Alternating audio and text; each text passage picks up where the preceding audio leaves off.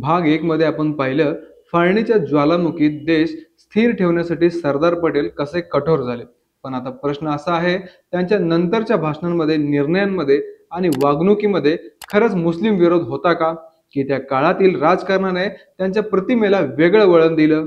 मी सांगतोय तुम्हाला भारताच्या इतिहासातल्या सर्वात चर्चित व्यक्तिमत्वाबद्दल. एकीकडे ज्यांना लोह पुरुष म्हटलं जात होतं आणि दुसरीकडे मुस्लिम विरोधी असा शिक्का मारला जातो. भाग एक मध्ये आपण त्यांच्या निर्णयाचा, त्या काळातील परिस्थितीचा संदर्भ पाहिला होता. नमस्कार, मी रवी, तुम्ही पाहत आहात अनफिल्टर्ड महाराष्ट्र ऑफिशियल. आता भाग दोन मध्ये आपण पाहू त्यांच्या भाषणांचा अर्थ, नेहरूंशी संघर्ष आणि इतिहासाने केलेल्या चुकीच्या व्याख्या. भारत अजूनही जखमी होता. फाळणीच्या जखमा भरत नव्हत्या. लाखो निर्वासित हिंदू आणि मुस्लिम दोघेही आपल्या प्रियजनांना गमावून नवीन आयुष्य शोधत होते. गृहमंत्री म्हणून सरदार पटेल यांच्यावर जबाबदारी होती. शांती प्रस्थापित करणं, कायद्याचा अधिकार पुनर्स्थापित करणं आणि देशाच्या सीमांवरील सुरक्षा राखणं. त्याच काळात काही ठिकाणी मुस्लिम गटांवर आरोप होते की ते पाकिस्तानासाठी गुप्त माहिती देत आहेत. पाकिस्तानकडून रेडिओ प्रचार चालू होता. भारतातील मुस्लिमांना भडकवण्याचा प्रयत्न चालू होता. या पार्श्वभूमीवर पटेलांचं वक्तव्य आलं. मुस्लिम भावंडांनो, तुम्ही भारताचे नागरिक आहात, पण तुम्ही जर पाकिस्तानकडे निष्ठा दाखवत असाल तर मग आम्ही तुम्हाला कसं वाचवणार? हे वाक्य लोकांना कठोर वाटलं, पण हे वक्तव्य राष्ट्रीय सुरक्षेच्या दृष्टीने केलं होतं, धर्माविषयी नाही. त्या काळात नेहरू आणि पटेल यांच्यातील मतभेद उघड झाले होते. नेहरूंची शैली होती आंतरराष्ट्रीय सहकार्य, आधुनिक विचार, धर्मनिरपेक्षता. पटेलांची शैली होती स्वदेशी दृष्टिकोन, जमिनीवरचं प्रशासन आणि शिस्त. पाकिस्तानच्या नेत्यांबरोबर संबंध सुधारावेत, मुस्लिम समाजाला आश्वस्त करावं असा नेहरूंचा आग्रह होता. पण सरदार म्हणायचे, विश्वास ठेवा पण सावध राहा. हा दृष्टिकोन काहींना हिंदू झुकाव वाटला, पण वस्तुतः तो व्यावहारिक राष्ट्रवाद होता. ते जाणून होते, देश अजूनही नवजात आहे. सुरक्षेचा पाया मजबूत ठेवणं खूप गरजेचं आहे. गांधीजी नसते तर कदाचित हा संघर्ष आणखी तीव्र झाला असता. पण गांधीजींच्या मृत्यूनंतर सरदार आणि नेहरू यांच्यातील मतभेद राजकारणात मोठं रूप घेऊ लागलं होतं. 1948 मध्ये दिल्ली, पंजाब आणि लखनौ या भागात हजारो मुस्लिम कुटुंब निर्वासित बनली होती. गृहमंत्री म्हणून सरदारांनी त्यांचं पुनर्वसन सुरू केलं होतं. त्यांना काही विशेष आदेश दिले गेले होते. जो मुस्लिम नागरिक भारतात राहायचं ठरवेल त्याला संरक्षण देणं ही सरकारची जबाबदारी आहे. त्यांच्या आदेशावरूनच अनेक मुस्लिम शाळा, मशिदी आणि घरं पुन्हा दुरुस्त करण्यात आली होती. त्यांनी मुस्लिम नेत्यांना थेट भेटून सांगितलं, या देशात प्रत्येक धर्माला स्थान आहे, पण देशद्रोहाला नाही. म्हणजेच त्यांनी धर्मावर नव्हे, वर्तनावर आधार घेतला होता. हैदराबाद ऑपरेशन नंतर सरदारांचं नाव हिंदूचं रक्षण करते असं घेतलं जाऊ लागलं होतं. जनसंघ आणि RSS सारख्या संघटनांनी त्यांना खऱ्या राष्ट्रवादाचं प्रतीक म्हटलं होतं. पण हीच गोष्ट त्यांच्यासाठी राजकीय दृष्ट्या घातक ठरली. नेहरूंना वाटू लागलं की सरदार उजव्या विचारसरणीच्या लोकांशी जवळीक ठेवत आहेत. पण पटेलांनी स्वतः स्पष्ट सांगितलं होतं, मी RSSच्या काही देशभक्तीपूर्ण गोष्टींचा आदर करतो, पण त्यांची विचारसरणी माझी नाही. त्यांनी संघावर बंदी घातली होती.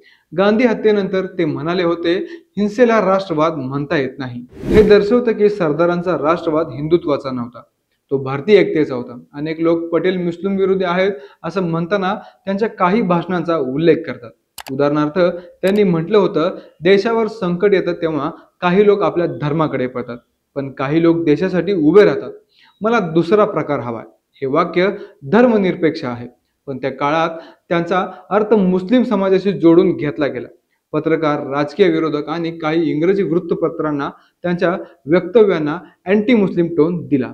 प्रत्यक्षात सरदार नेहमीच म्हणतात, भारत म्हणजे फक्त हिंदूंचा नव्हे, तो मुस्लिम, शीख, ख्रिश्चन, पारशी सगळ्यांचा आहे. पण त्याच वेळी ते सांगतात, भारतावर प्रेम करायचं असेल तर त्याला धर्मापेक्षा वर ठेवा. यांचं स्पष्ट बोलण्यामुळे काही लोकांना ते कठोर वाटले. 1948 मध्ये काश्मीरवर पाकिस्तानने आक्रमण केला होता. त्यावेळी नेहरूंनी युद्धविरामाचा निर्णय घेतला होता, पण पटेल त्यांना विरोध केले होते.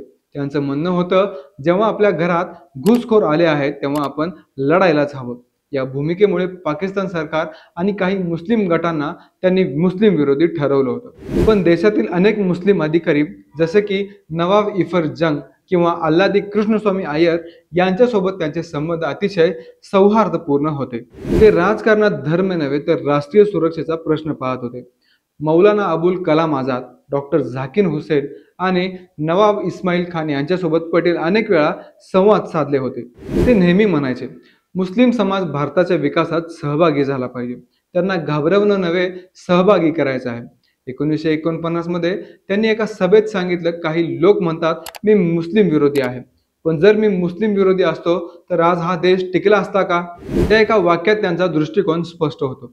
संविधान बनताना धार्मिक अल्पसंख्याकांच्या अधिकारावरही चर्चा झाली. त्यावेळी पटेलांनी धर्म स्वातंत्र्य आणि समान नागरिकत्व या कलमांना पाठिंबा दिला होता.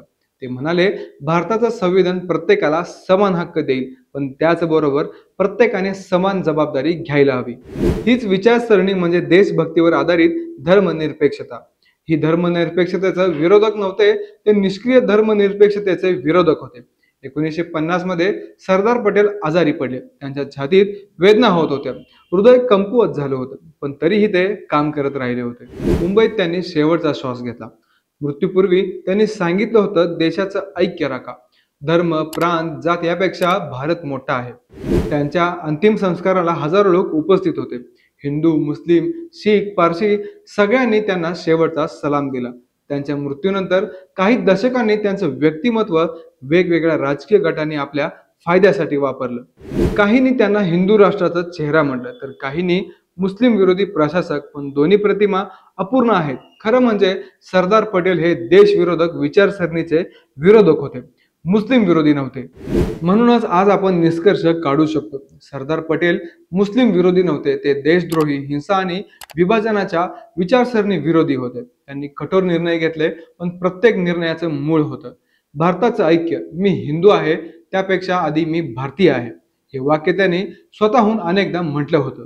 आणि कदाचित म्हणूनच आज आपण जेव्हा लोह पुरुष म्हणतो, तेव्हा त्याचा अर्थ असतो धर्मापेक्षा वर देशासाठी जगलेला नेता. हा होता सरदार वल्लभभाई पटेल, ज्यांना काहींनी हिंदू राष्ट्रवादी म्हटलं, पण इतिहास सांगतो ते होते भारतीय राष्ट्रवादी.